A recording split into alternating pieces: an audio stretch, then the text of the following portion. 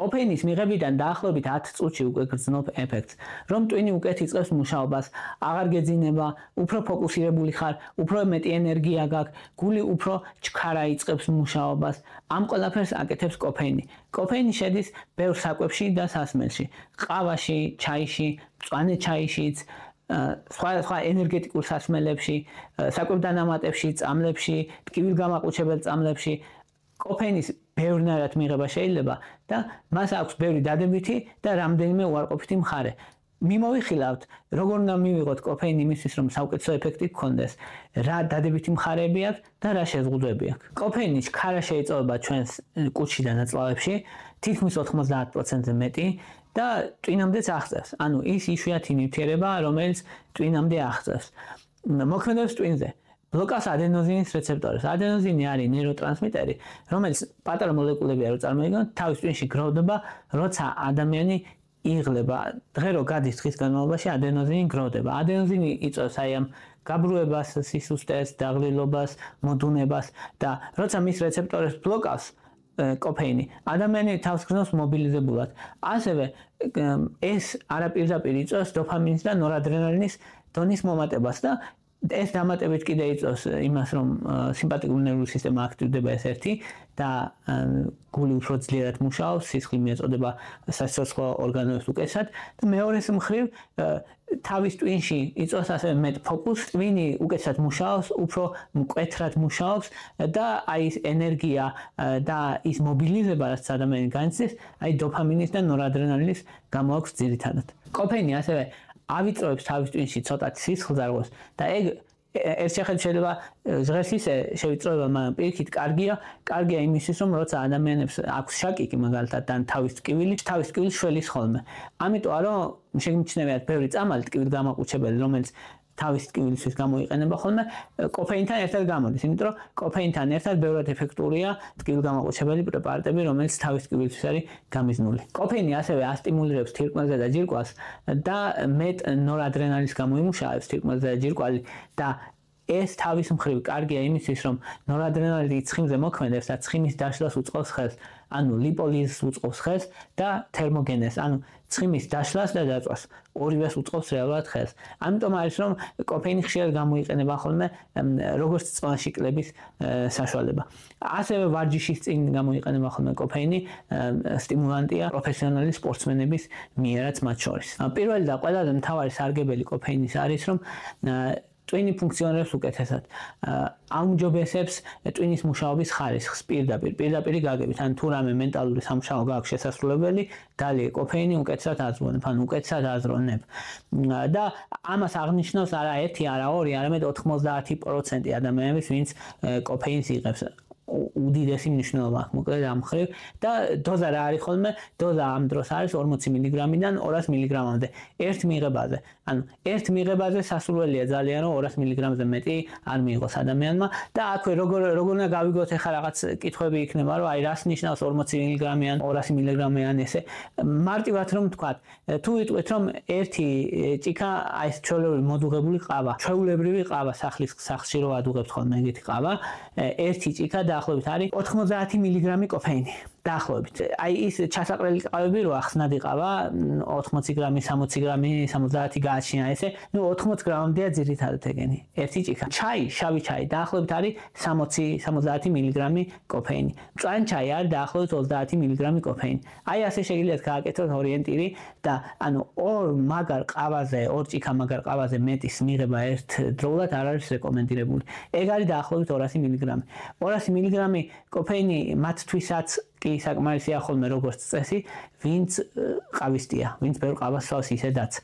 ხო, უსაფრთხო დოზა რა არის? უსაფრთხო დოზა არის დღეში 400 მგ, ანუ 4 ჭიქა ძლიერი ყავა დღის განმავლობაში მიიჩნევა უსაფრთხო დოზა. უსაფრთხო დოზა 400 მგ-ია და 1000 მგ-ია უკვე ისეთი დოზა, რომლის ზევითაც უკვე საშიშია მიღება და ამიტომ დიდი ბუფერული ზონა აქვს, მოკლედ ზოგიერთ არის ადამიანები, რომლებიც 5 ჭიქასაც სვავენ ძლიერ ყავას და ისინი შეჩოულები არიან და ეგ დიდი პრობლემა არა, მაგრამ ჩვეულებრივმა ადამიანმა, რომელიც არაა შეჩოული, 5, 6 და 7 ჭიქა არ უნდა დალიოს. მეორე მთავარი დადებითი მახასიათებელი კოფეინის არის, რომ ენერგიას მატებს და ამიტომ არის ხოლმე, რომ ვარჯიშის წინ, მაგალითად ვარჯიშამდე 9 საათით ადრე ან 15 წუთით ადრე იყენებენ ხოლმე კოფეინს იმისთვის, რომ რატომ? იმიტომ რომ ცხიმის მობილიზებას ახდენს კუნთებში და ცხიმი იწვის უკეთესად და ნაკლებად გლიკოგენის რეზერვები მეტად შენარჩუნებულია და სპორტსმენს მეტი ენერგია აქვს, ან უბრალოდ ფიზიკური საქმე თუ აქვს ადამიანს გასაკეთებელი, არ აქვს აუცილებელი, არ არის აუცილებელი რომ სპორტსმენი იყოს. მესამე მთავარი დადებითი მახასიათებელი არის კოფეინის რეგულარული მიღება ამცირებს ნეიროდეგენერაციული დაავადებების რისკს. ნეიროდეგენერაციული დაავადებები როგორია? მაგალითად ალცჰეიმერი და პარკინსონი, რომ ალცჰეიმერის რისკი ძალიან დიდია ყველა ადამიანს. ასაკთან ერთად ალცჰეიმერის რისკი მნიშვნელოვნად იზრდება და მის ალბათობას ამცირებს მნიშვნელოვნად. დაახლოებით 25% ამცირებს თუ რეგულარულად იღებს ადამიანი 2-3 ჭიქა ყავას, მაგარ ყავას დღის განმავლობაში და ხანგრძლივი პერიოდის განმავლობაში. ასევე პარკინსონის რისკსაც მნიშვნელოვნად ამცირებს. და რატომ ხდება ამ რისკის შემცირებას თუ ვიკითხავთ, იმიტომ რომ ერთი რომ ადენოზინის რეცეპტორებს რო აბლოკირებს დოფამინის რაოდენობას ზრდის და ეს დოფამინი და ნორადრენალინი ტვინის ფუნქციის გაუმჯობესებას იწვევენ ზოგადად და როგორც სტიმულანტი ისე მოქმედებენ და მეორე ყავას აქვს კოფეინს აქვს ხო ყავის მთავარი მოქმედი ნივთიერება შემადგენელი კომპონენტია კოფეინი ეს და კოფეინი სხვა რაღაცებს შედის და კოფეინს აქვს ანტიოქსიდანტური მოქმედება და ანთების საწინააღმდეგო მოქმედება და ნეირონებს იცავს ანუ თავის ტვინზე ხომ მოქმედებს ანთების საწინააღმდეგო მოქმედება რომ აქვს და ანტიოქსიდანტური იცავს პირდაპირ გაგებით ნეირონებს და ნეირონებს რო იცავს ნაკლები ნეირონი ზიანდება ნეიროდეგენერაციული დაავადებები არ ვითარდება ნუ ნაკლებად ვითარდება მეოთხე დადებით თვისება ასევე არის რომ თუ რეგულარულად იღებს ადამიანი კოფეინს ნაკლები რისკი აქვს დიაბეტის განვითარების. ნუ დიაბეტის განვითარების ნაკლები რისკი ძირითადად უკავშირდება იმას, რომ მეტი ენერგიის ხარჯი აქვს ორგანიზმს, დაახლოებით 10% დაუმჯობესებს ენერგიის ხარჯს, დაახლოებით უხეშად რო ვთქვათ, ანუ ადამიანი რასაც დაწვავდა, სადაც 100 კალორიით მეტს წვავს, დაახლოებით 200 მგ კოფეინს თუ იღებს დღის განმავლობაში. და ასევე ინსულინის მგრძნობელობას აუმჯობესებს უჯრედებში და ინსულინ რეზისტენტობის რისკი მცირდება ამით და ამიტომ არის რომ ადამიანები რომლებიც სვავენ კოფეინს უფრო ნაკლები რისკი აქვთ დიაბეტის განვითარების, რაც საკმაოდ მნიშვნელოვანი ფაქტორია განსაკუთრებით ჭარბწონიანი ადამიანებისთვის. მეხუთე დადებით თვისება არის, რომ კოფეინი ამცირებს შაკიკის და თავის ტკივილების რისკს და თავის ტკივილის დროს ბევრ ადამიანს ხშირად აქვს დამუღამებული ესე ვთქვათ, რომ როცა თავი ტკივა იღებს კოფეინს ან იღებს ყავას და ამბობს რომ მიშველა. ხო, იმიტომ რომ ერთ-ერთი მნიშვნელოვანი არის ხოლმე ამ დაავადებებში სისხლძარღვების გაფართოება და ანთებითი პროცესები. ანთების საწინააღმდეგო მოქმედებაც აქვს და სისხლძარღვის შემავიწრობელი მოქმედებაც აქვს ორივე აქვს და შესაბამისად თავის ტვინში თავის ტკივილის რისკს ამცირებს და განსაკუთრებით ეფექტურია თუ კი კომბინირებულია ხოლმე ჩვეულებრივ ტკივილგამაყუჩებელ პრეპარატებთან ერთად ამ დროს ბევრად უფრო მეტ ეფექტურობასავლებს. და მეექვსე რასაც აკეთებს კოფეინი არის წონაში კლება. წონაში კლების ეფექტი ორი მიზეზის გამო აქვს ძირითადად ერთი არის რომ ცხიმის დაშლას უწყობს ხელს, ცხიმის დაშლას ცხიმოვან ქსოვილში. ან ცხიმოვან ქსოვილში ინახება ცხიმი ტრიგლიცერიდების სახით და თავისუფალ ცხიმოვან მჟავებად შლის მოკლედ ამ და გამოიყოფა ეს ცხიმოვანი მჟავები ორგანიზმში, სისხლში და უჯრედები მოიხმარენ როგორც საწვავს. აი ამას აკეთებს და ამას ქვია ლიპოლიზი. და მეორენაირი მოქმედებაც აქვს, ასტიმულირებს ნორადრენალინის გამუშავებას ხო ხელს უწყობს კოფეინი და ნორადრენალინი მოქმედებს ყავისფერ ცხიმოვან ქსოვილზე. და ყავისფერი ცხიმოვანი ქსოვილი არის სპეციფიური ცხიმოვანი ქსოვილი, რომელიც ჩვენ ორგანიზმში მდებარეობს, რომელიც სითბოს წარმოქმნაში ღებულობს მონაწილეობას. მარტივად ასე აკეთებს, რომ თვითონ იწვის და სითბოს გამოყოფს და აი ამ ყავისფერ ცხიმოვან ქსოვილს ასტიმულირებს და ის იწყებს ცხიმის წვას, აქტიურდება ცხიმის წვას, იწყებს ენერგიის წარმოქმნას, იწყებს ადამიანი უფრო მეტად ცბება და მეტი ცხიმი წარმოიქმნება, მეტი ენერგია წარმოიქმნება. აი ამიტომ არის კოფეინი ეფექტური როგორც ცხიმის დამწველი და ეს ეფექტი დაახლოებით არის რომ ენერგიის ხარჯი დღიური 10%-ით ეზრდება ადამიანს, ანუ 10% უკეთესად იწყებს ორგანიზმის ცხიმების წვას. ხო, აქ ცოტა ის არის, რომ ორგანიზმის ახასიათებს შეჩვევა, ან რამდენიმე კვირის მერე კოფეინის დოზას ეჩვევა და ეს წონში კლების ეფექტი ნელ-ნელა თვეებთან ერთად მცირდება. ამიტომ არის ხოლმე, რომ როდესაც წონში კლების იღებენ კოფეინიან პრეპარატებს ადამიანები, 3 თვე იღებენ და 3 თვის მერე ისვენებენ ხოლმე და ეს ხო. კოფეინი ასევე ამცირებს მადას. მადას ამცირებს ადამიანებს 50%-ში, დაახლოებით მიღებიდან 30 წუთის განმავლობაში და სავარაუდოდ დაკავშირებულია დოფამინის დოზის გაზრდასთან ეს მისი ეფექტი. დოფამინი რო იზრდება, დოფამინი არის ის რაც მადას ამცირებს და დაახლოებით ამისთვის 100 მგ-დან 300 მგ-მდე კოფეინი უნდა მიიღოს ადამიანმა. ახლა ვთქვათ, რა უარყოფითი თვისებები აქვს კოფეინს. კოფეინის ერთ-ერთი ყველაზე ხშირი რაც ადამიანები გამოხატავენ არის ნერვიულობა, ეს აღგზნებადობა და შფოთვის შეგრძნება. ამას არ იწვევს ბევრ ადამიანში, დაახლოებით 10%-ში იწვევს და ვინც მიდრეკილია ისეთ შფოთვებისკენ და ნევროზისკენ, ეგეთ ადამიანებში 25%-ში იწვევს.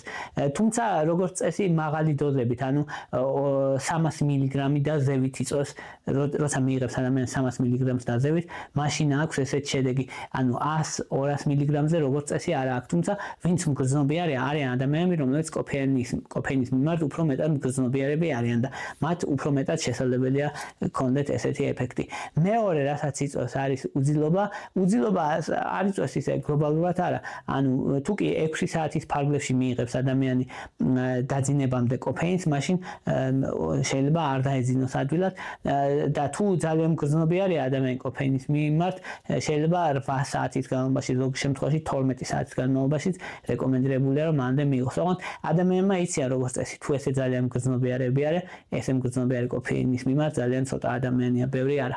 და მესამე უარყოფითი მხარე აქვს პალპიტაცია. პალპიტაცია რა არის? საკუთარი გულისცემის შეგრძნება რო ესმის ადამიანს, ანუ არითმიის შეგრძნება რო აქვს ადამიანს.